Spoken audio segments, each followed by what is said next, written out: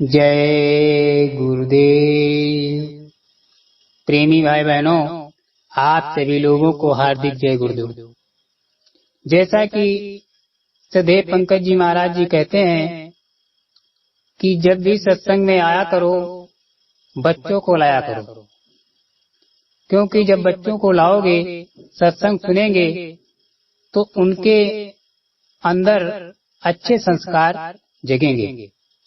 अगर बच्चों के अंदर अच्छे संस्कार जग गए तो हम आप को इतनी मेहनत नहीं करनी पड़ेगी कि बच्चे हमारे सही हों, क्योंकि जब महापुरुषों के सानिध्य में बच्चे छोटी सी उम्र से जाएंगे तो उनके संस्कार अच्छे तो होना ही संभव है।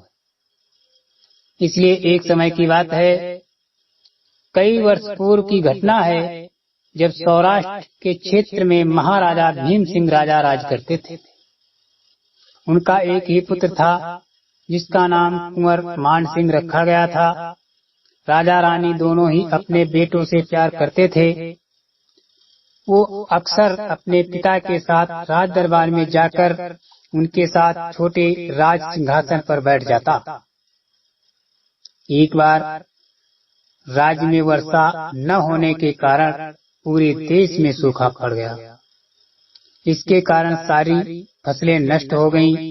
पशु पक्षी बेचारे भूख के कारण मरने लगे।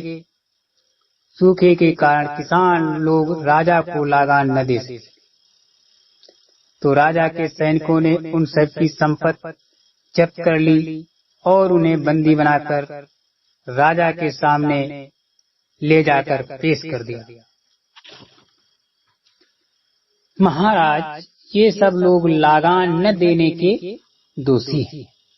हम इन्हें बंदी बनाकर लाए हैं, ऐसे लोगों को तो दंड देना ही होगा। राजा ने कहा, हाँ। ये कहते हुए राजा सोच में पड़ गए। शायद वे दंड की बात सोच ही रहे थे। उस समय राजकुमार मान सिंह राजा के पास बैठे सब बड़े बातें ध्यान से सुन रहे थे। उन किसानों की ओर देखकर राजकुमार की आंखों में आंसू आ गए। वे अपने पिताजी से बोले, पिताजी, ये लोग तो बहुत दुखी हैं। बेटे, यदि हम इनके दुख को देखेंगे तो राजकाज नहीं चला पाएंगे। पिताजी की बात सुनकर मान सिंह को मजबूर होकर चुप रहना पड़ा। परंतु उस समय खून के घूंट पीकर राजकुमार ने मन ही मन फैसला किया कि मैं जैसे ही बड़ा होकर राजगद्दी पर बैठूंगा तो सबसे पहले इन गरीबों के दुख को दूर करूंगा, इन सब के सुखों का प्रबंध करूंगा। उन दिनों राजकुमार घुड़सवारी तथा शास्त्र विद्या सीख रहा था। राजा ने अपने बेटे को बुलाकर कहा, बेटा, यदि तुम पूरी तरह से शास्त्र विद्या सीख जाओ तो मैं तुम्हारी इच्छा पूरी करूंगा।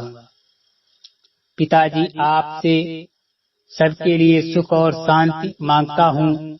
विशेष रूप से वे किसान जो गरीब हैं, उनकी तो आप रोजी रोटी देने का वचन दें तो मैं प्रसन्न हो जाऊंगा। बस इतनी सी बात की आपसे प्रार्थना कर रहा हूँ। राजा ने अपने बेटे की दयालुता को देखकर और उसके उच्च विचारों को सुना तो बड़े प्यार से राजकुमार को अपने सीने से लगाते हुए कहा, बेटा, आज तूने मेरी आंखें खोल दी। तुमने अपने लिए कुछ भी न मांगकर उन गरीबों के लिए सुख मांगे। सच्चा राजा वही होता है जो प्रजा के दुखों को जानता है।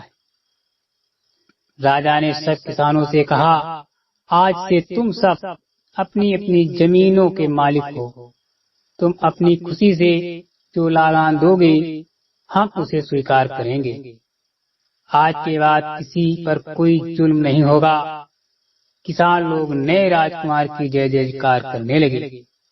प्रेमी भाई बहनों, अगर बालक के अंदर ये संस्कार न होते तो शायद किसानों जो आज खुशहाली का जीवन जी रहे हैं, खुशहाली का जीवन न जीकर जेल खानों में बंद होते। प्रेमी भाई बहनों, इसीलिए कहा जाता है कि बच्चों के अंदर छोटे पर से जब संस्कार जागेंगे तब आगे उन लोगों की बुद्धि सही होगी। जय गुरुदेव।